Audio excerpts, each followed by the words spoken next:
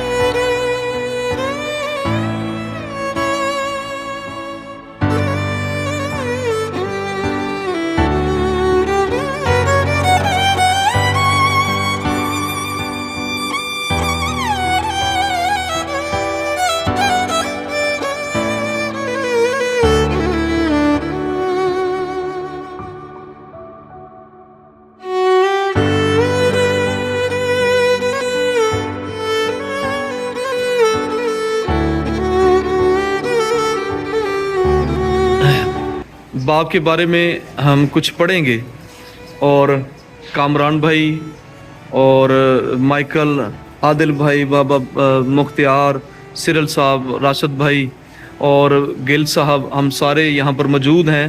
Father day मना रहे हैं और हम बाप के बारे में कुछ सुनेंगे। ये लिखा है परवेज़ सरदार साहब ने और भाई कामरान इसे पढ़ेंगे। प्यार का पहला सूरज जो मेरे बेटे की सूरत मेरे घर में चमका तो मैं जान पाया कि बाप होने का एहसास कितना खूबसूरत है और कितनी बड़ी जिम्मेदारी है। ये कोई बाप ही समझ सकता है। ऐसी खुशी मैं दिन रात एक किया और उनकी खिदमत में लगे रहे।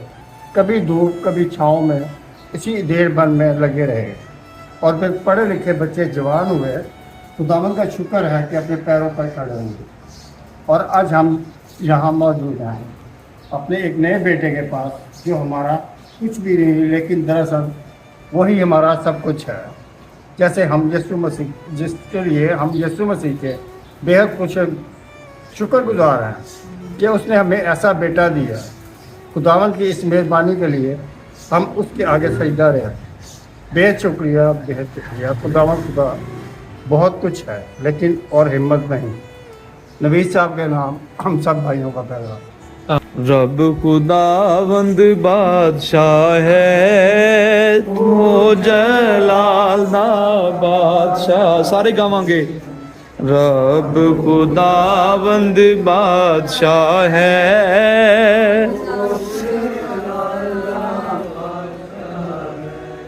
ऊंचे करो सिर दरवाजे, ऊंचे हो सब दारो। ऊंचे करो सिर दरवाजे, ऊंचे हो सब दारो।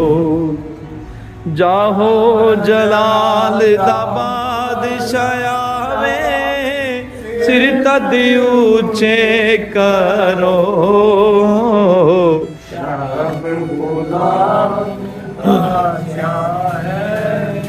ओ जलाल दा बादशाह है।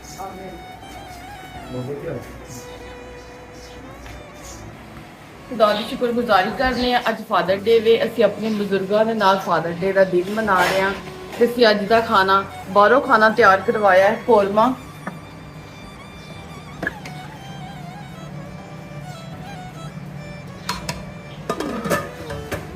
ਮਿੱਠੇ ਚਾਵਲ ਬਣਵਾਏ ਨੇ, ਨਾਲ ਨਾਨ, ਨਾਲ ਚਾਹ ਦਾ ਇੰਤਜ਼ਾਮ ਕੀਤਾ। ਅਸੀਂ ਸ਼ੁਕਰਗੁਜ਼ਾਰੀ ਕਰਦੇ ਹਾਂ ਕਿ ਇਹ ਦਿਨ ਖੁਦਾ ਸਾਨੂੰ ਆਂਦਾ ਹੈ, ਜਿਨ੍ਹਾਂ ਦੇ ਫਾਦਰ ਨੇ ਉਹ ਜ਼ਰੂਰ ਉਹਨਾਂ ਦੀ ਇੱਜ਼ਤ ਕਰਨ ਤੇ ਉਹਨਾਂ ਦੀ ਰਿਸਪੈਕਟ ਕਰਨ। ਬਹੁਤ ਸ਼ੁਕਰੀਆ। ਅੱਜ ਫਾਦਰ ਡੇ ਤੇ ਅਸੀਂ ਆਪਣੇ 올ਡ ਏਜ ਹੋਮ ਦੇ ਵਿੱਚ ਜਿਹੜਾ ਖੁਦਾ ਨੇ ਮੁਹੱਈਆ ਕੀਤਾ ਹੈ ਉਹ ਚਿਕਨ, ਨਾਨ ਤੇ ਗੁੜ ਵਾਲੇ ਚਾਵਲ ਨੇ, ਨਾਲ ਚਾਹ। ਅਸੀਂ ਅੱਖਾਂ ਨੂੰ ਬੰਦ ਕਰਾਂਗੇ ਇਸ ਅਨਾਜ ਵਾਸਤੇ ਖੁਦਾ ਦੀ शुक्रगुजारी कर।